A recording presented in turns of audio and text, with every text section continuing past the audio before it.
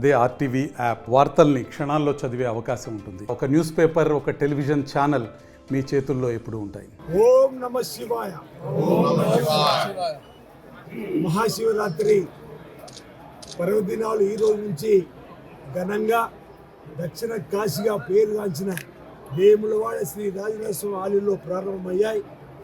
ఇప్పటికే సుమారు 4 లక్షల మంది భక్తులు వస్తారని చెప్పినటువంటి ఆలోచనతోటి రాష్ట్ర ప్రభుత్వం గౌరవ ముఖ్యమంత్రి గారి ఆదేశాల మేరకు పెద్దలు రాష్ట్ర బీసీ సంక్షేమ శాఖ మంత్రి పొన్నం ప్రభాకర్ గారు, జిల్లా కలెక్టర్ గారి అధ్యక్షతన ఎస్పీ గారు, అన్ని కార్యాలయాలకు సంబంధించిన అధికారులు, వేములవాడ రాజన్న ఆలయ ఈవోతో పాటు సిబ్బంది అందరూ కూడా సమ్మేళనంతో ఏర్పాట్లను పూర్తిగా గమనింపు చేసి ఈరోజు మహాశివరాత్రి ఉత్సవాలు ప్రారంభమవుతున్న సందర్భంలో తెలంగాణ రాష్ట్ర ప్రభుత్వం గౌరవ ముఖ్యమంత్రి గారి అధ్యక్షతన రాష్ట్ర ప్రభుత్వం ద్వారానే ఈ పండుగకు అత్యంత ప్రతిష్టాత్మకంగా తీసుకొని రాష్ట్ర ప్రభుత్వ పక్షాన పెద్దలు రాష్ట్ర రవాణా శాఖ మరియు బీసీ సంక్షేమ శాఖ మార్చినటువంటి పొన్నం ప్రభాకర్ గారిని ఈరోజు అనేక మార్లు వారు దేవాలయం రావడం జరిగింది. ఓ భక్తుడిగా, ఓ ఎంపీగా, ఓ మంత్రిగా.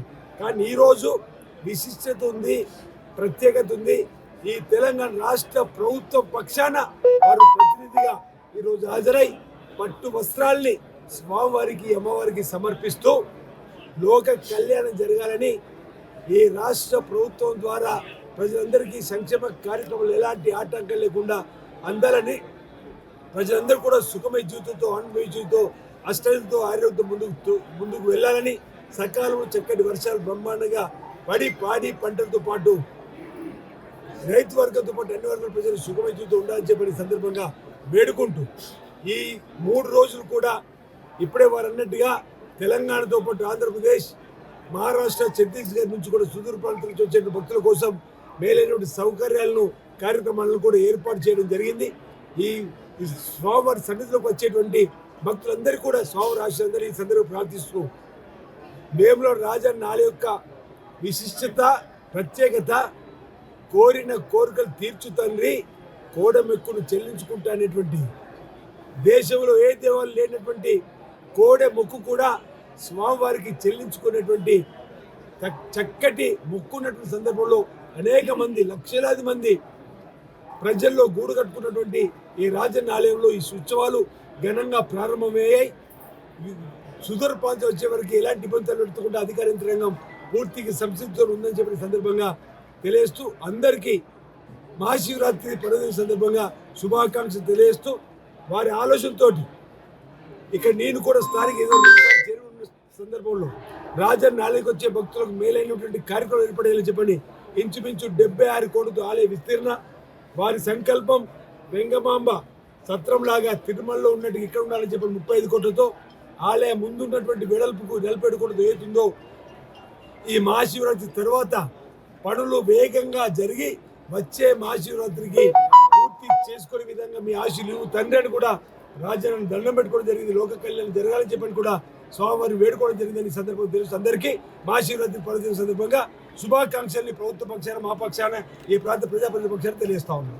తెలంగాణ రాష్ట్ర ప్రభుత్వం పక్షాన తెలంగాణ రాష్ట్రం అంతా సుభిక్షంగా ఉండాలని, ప్రజలంతా సుఖ సంతోషాలతో ఉండాలని మహాశివరాత్రి పర్వదినాన ప్రభుత్వం పక్షాన నేను మరియు ప్రభుత్వ ఆది శ్రీనివాస్ గారి ఇక్కడికి సతీ సమేతంగా దేవాలయంలో శివుడికి, దేవాలయ అధికారులకు పట్టు వస్త్రాలు తీసుకొని రావడం జరిగింది.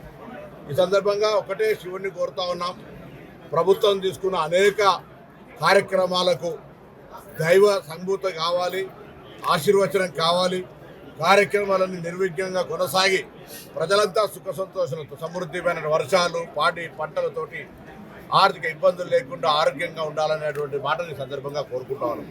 శివరాత్రికి సంబంధించి దక్షిణ కాశీగా పేరొందిన వేములవాడ డెవలప్మెంట్ అథారిటీ ఉన్న దృష్ట్యా శాశ్వత పాలకవర్గం ఏకపోయినప్పటికీ ఆది శ్రీనివాస్ గారు చొరవ తీసుకొని మరి ఉత్సవ కమిటీ వేయడం జరిగింది. పాలకవర్గం ఆధ్వర్యంలో, అధికారుల ఆధ్వర్యంలో, జిల్లా అధికారులు అందరూ కూడా కలిసి వచ్చేటువంటి లక్షలాది మంది భక్తులకు ఎటువంటి సౌకర్యం లేకుండా చూసేటువంటి ప్రయత్నం చేస్తున్నారు. దీనికి భక్తుల సహకారం కూడా అవసరం.